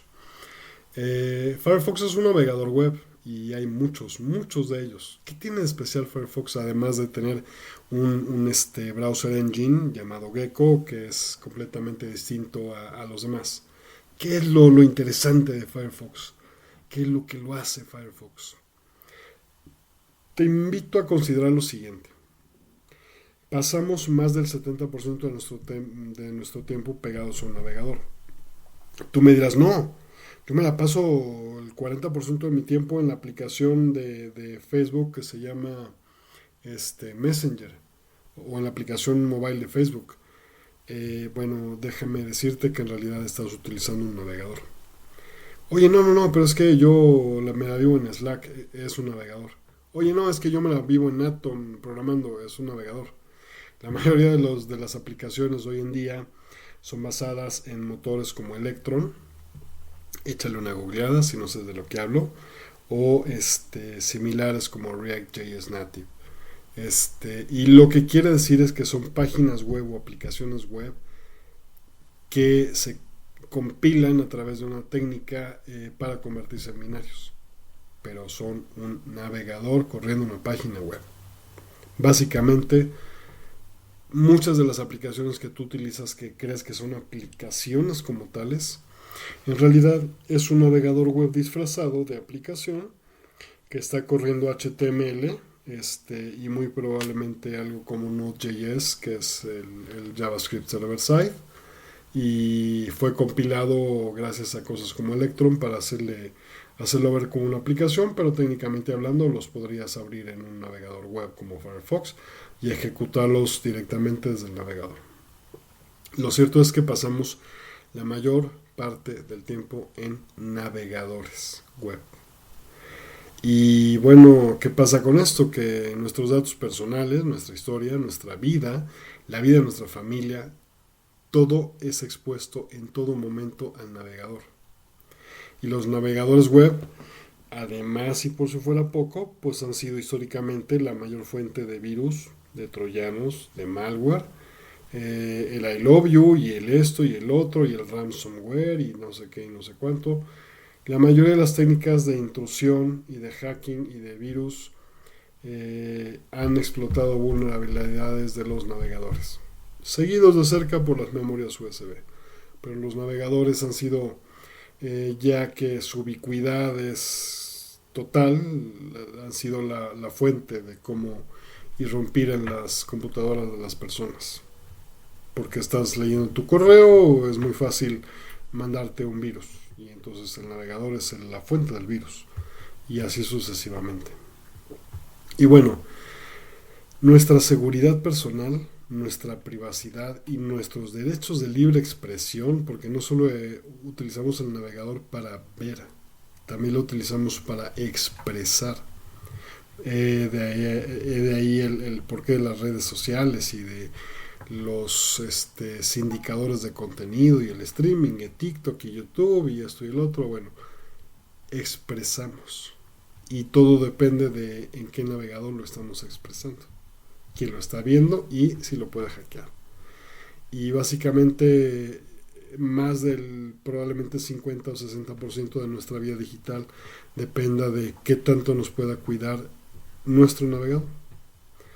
¿Qué es lo que queremos? ¿Qué es lo que al menos yo quiero de un navegador? ¿Qué es lo que yo le exijo al destino, al universo, al cosmos y a todos los extraterrestres que nos están viendo en este momento?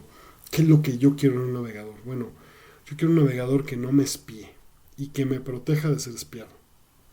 Yo quiero un navegador que me permita que nadie, que no permita que nadie someta mi libertad de expresión. También quiero un navegador que sea seguro, que no permita la ejecución de código que me pueda dañar. Y ya que es mi segundo sistema operativo, quiero que sea potente, quiero que sea veloz y que consuma la menor cantidad de RAM posible. Y bueno, también como soy un idealista empedernido, yo no quiero que mi navegador sea creado para engrandecer los intereses de una compañía. Quiero que mi navegador sea creado para salvaguardar mis intereses personales. Es lo que yo le exijo a un navegador. Porque si voy a poner mi vida a su disposición, al menos eso es lo que yo quiero exigir. Y bueno, ¿a poco Firefox es todo esto? Pues damas y caballeros, Firefox es esto y más.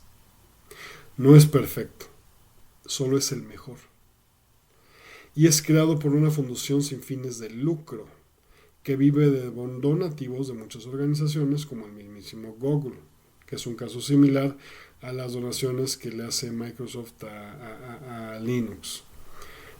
¿Por qué le hace donaciones Google a Firefox? Pues bueno, hay un convenio en el que dice Firefox, cada vez que abras una página principal, tu motor por default va a ser Google.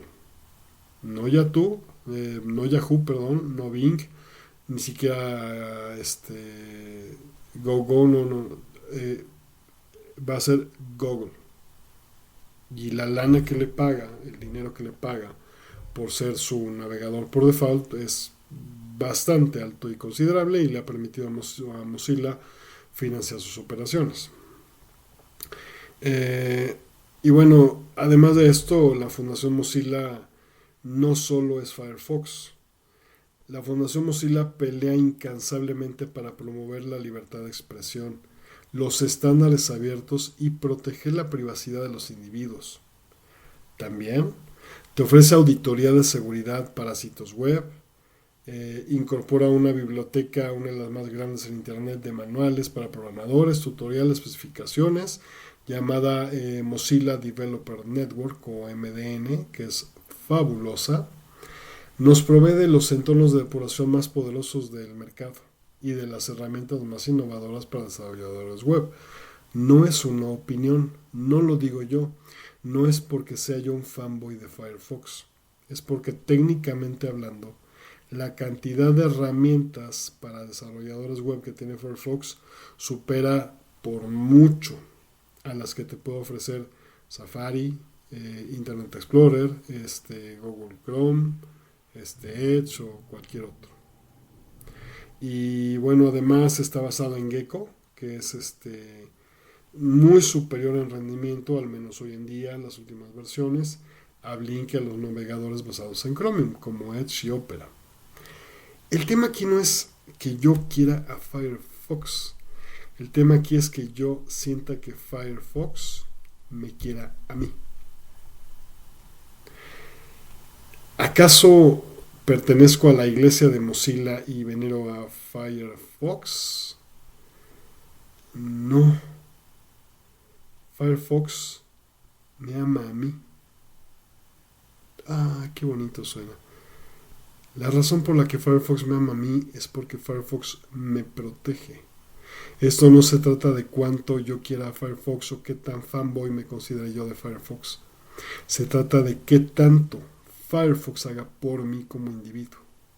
Qué tanto me proteja, me cuide mi privacidad. Y de eso se trata todo esto. Esto no es amor incondicional. Yo quiero a Firefox porque Firefox me da algo. Y ese algo para mí es lo más valioso que me puede dar una aplicación, un pedacito de software, que es privacidad. Y bueno, A todo esto, a un lado mi anuncio a Firefox, ¿en qué estábamos? Sí. Internet Explorer perdió la batalla y bueno, Microsoft no hizo ningún esfuerzo libre de intenciones comerciales al portarlo a Linux, que hablo de Microsoft Edge. Ni siquiera fue un gran esfuerzo, pues Chromium ya estaba hecho y era compatible con Linux y bueno, solo hay que unir una pieza acá y otra allá y listo, ¿no? O sea, no tienes que reinventar la rueda. No está haciéndonos un favor, no está desarrollando un navegador o desde ceros ni portando un navegador que no sea compatible con Linux. No tiene que haber portabilidad. Ya había compatibilidad desde que Internet Explorer dejó de ser Internet Explorer y se convirtió en Microsoft Edge, o al menos desde que está usando Chromium. Entonces, así como que un favor y portar y no va por ahí. Y bueno, mientras que Google la amenaza con no renovar el subsidio a Mozilla Firefox, perdón, Microsoft intenta rematarlo al portar Edge a Linux. Y tan rematarlo que tiene un logotipo similar a Firefox, se comporta similar a Firefox y de hecho intenta clonar a Firefox con la máquina de Chromium. Y bueno, si la Fundación Mozilla pierde la batalla, sus esfuerzos por conservar la privacidad y el Internet libres van a ser pisoteados por Microsoft y por Google. Y ambas tendrían, tanto Microsoft como Google, el camino libre para definir el Internet, sin la intromisión de grandes empresas como Mozilla Foundation o como Electronic Frontier Foundation. Y bueno, Firefox por sus donaciones representa el foco principal de ingresos de la Fundación Mozilla. Por esto el navegador que te comento y por muchas otras razones, pero en verdad no podemos dejar que Firefox muera. No nos conviene a nadie. Y da la casualidad que en septiembre del 2020 vivimos un año muy difícil en la historia de la humanidad. No hablo de la década, no hablo ni siquiera del siglo, hablo de la historia registrada por la humanidad. Estamos viviendo un año muy difícil. Y por culpa de este COVID, SARS-CoV-2, si te preguntabas si en algún momento iba a mencionar SARS-CoV-2 o COVID en este video, pues bueno, ahí lo tienes. Por culpa del COVID y por culpa de muchas otras pequeñas cosas como las amenazas de Google, y por no tener un modelo comercial sustentable, la Fundación Mozilla tuvo que recortar salarios y ahora está recortando hasta programas, apoyos y proyectos. Y muchos equipos de talentosas personas están en peligro, como aquellos que crearon Rust, aquellos que mantienen la Mozilla Developer Network y aquellos que luchan todos los días por mantener los estándares y la privacidad de Internet. Si te interesa Mozilla o si te interesa un poquito lo que hace Firefox y esta belleza de navegador, aquí hay algunas de las cosas que puedes hacer. Puedes directamente donar a la Fundación Mozilla, como yo lo hago mensualmente. Una pequeña cuota mensual de unos cuantos dólares le van a ayudar bastante. Si publican algún producto, adquiérelo. Por ejemplo, ahorita están planeando liberar una VPN, cómpraselas. Si estás en las posibilidades y si está disponible para tu región o para tu país, cómpraselas. Y si te es posible, involúcrate con Mozilla directamente. Puedes traducir, programar, ayudar, hacer quality assurance, hacer código, reportar bugs, puedes hacer decenas de miles de cosas muy interesantes en Mozilla y yo te recomiendo mucho que crees tu cuenta y trates de ponerte en contacto con ellos porque es gente maravillosa. Y aquí te dejo algunos links de algunos proyectos que tiene Mozilla para que veas que Mozilla no solo es Firefox. Te dejo proyectos de innovación para desarrolladores, realidad mixta, Rust, aprendizaje de máquina, machine learning, reconocimiento de voz, los virtual hubs, que es realidad virtual directamente al navegador, El monitor de privacidad que busca en internet tus contraseñas a ver si alguien ya las vulneró. La gestión de las contraseñas de Firefox, que es un producto por separado muy bueno que yo utilizo. Las herramientas de desarrollo, que son decenas. Los Mozilla Hacks, que es un blog fabuloso para aquellos expertos en tecnología. El Observatorio Mozilla, que te ayuda a determinar la seguridad de un portal web, de tu portal web o de tu servidor. Y bueno, todo lo que tiene Mozilla en GitHub. Eh, Échale un ojito, si te es posible, contribuye con un poquito, es una aportación económica. Así sean $5 al mes, créeme que esos $5 tuyos van a hacer la diferencia en el mundo. Vamos ahora sí a las conclusiones personales, porque ya va siendo hora de que termine este video, que tú que sigues aquí me has honrado con tu presencia y conseguir aquí. Así sea porque quieras tomar los elementos para poder debatir y destruir todas mis teorías, o porque te está interesando. De cualquier manera te agradezco que sigas aquí. Y mis conclusiones personales son las siguientes. Yo no me siento enojado ni molesto por el hecho de que a Microsoft haga un clon de Chromium y le ponga por nombre Microsoft Edge, que además copia el logotipo de Firefox. Yo me siento preocupado por Mozilla. Deseo que sobreviva a toda costa. Ni siquiera pretendo que tenga un monopolio sobre los navegadores. Con que exista y me cuide, yo me doy por satisfecho. También me preocupa que el software libre pase a manos de los grandes monopolios tecnológicos. Ya ni memes veo siquiera de Richard Stallman. No uso ni usaré jamás productos de Microsoft. Y eso incluye GitHub, Skype y cualquier otro derivado de tercer nivel. El día que mi mujer compró un mouse Microsoft, ese mismo día ese mouse terminó en la basura. Y mi mujer me dijo, pero ¿por qué lo desperdicias si ya lo tenemos, ya es nuestro, lo pagamos, es nuestro hardware? Bórrale el logotipo. No, señor. No, damas y caballeros, no existe ni Microsoft ni Apple en mi vida. Nada de Microsoft, nada de Apple. Y lo cierto es que me voy a tragar mis palabras. El día que Microsoft libere Office y Windows como software libre, ese día yo me callo y reconozco el esfuerzo de Microsoft por contribuir al software libre. El día que Microsoft anuncie Office para Linux, el día que Microsoft libere la versión software libre de Windows, el día que Microsoft diga de verdaderamente estoy cometido con software libre y sé que puedo lucrar con él y por ende ya no me interesa más tener el código cerrado, ese día yo voy a abrazar a Microsoft con la misma pasión y cariño con el cual hablo de Mozilla Firefox. Y bueno, deseo difundir estas ideas para que te rías, para que te preocupes, para que me ignores, para que me debatas o me demuestres que estoy equivocado. Todo se vale. Lo importante es que te formes tu propia opinión con los conceptos expresados en este video. Y por último, yo no estoy en contra del software propietario, ni de que debamos de pagar por el software. Yo no uso Linux porque es gratis, ni porque es software libre. Yo utilizo Linux porque es el mejor. Así de simple. Así de sencillo. Y lo voy a repetir de nuevo.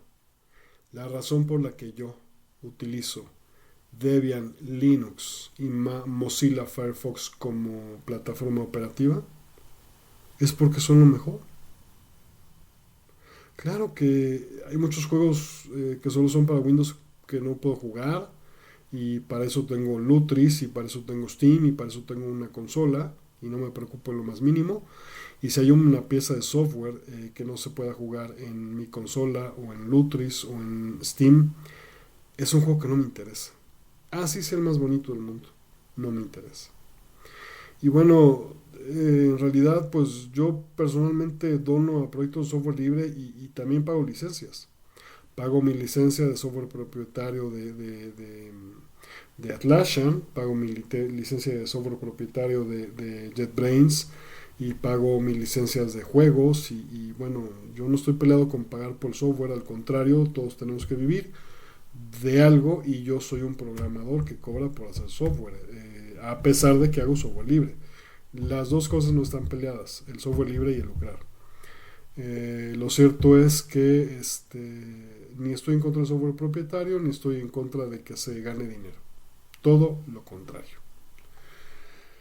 Y bueno, este documento lo puedes usar, destruir, copiar, usar con fines de lucro, modificar o hacer con él lo que te plazca bajo los términos de licencia de Creative Commons, etcétera, etcétera, etcétera. Atribución compartir igual, 4.0 internacional. Esa es una licencia de cultura libre, es decir, haz lo que se te venga en gana con este documento y sus contenidos y este video, mientras tengas la bondad de respetar los lineamientos de Creative Commons. Atribución compartir igual 4.0 internacional. Gracias por haberme escuchado. Gracias por haberte formado una opinión. También gracias por criticarme. Todos ellos que me digan, ay, eres un maldito fanboy, eres un niño rata. Que bueno, sería en realidad viejito rata. Pero cualquier cosa que hagas con esta información, criticarla, apoyarla, alabarla o simplemente ignorarla, e incluso agradezco a aquel que no llegó al final de este video. Gracias a todos por haber visto y si hay algo que pueda pedir a cambio de este pequeño tiempo que invertí es compártelo. Compártelo para criticarlo, compártelo para evangelizar a otros, compártelo para burlarte, compártelo para lo que quieras, pero comparte este documento.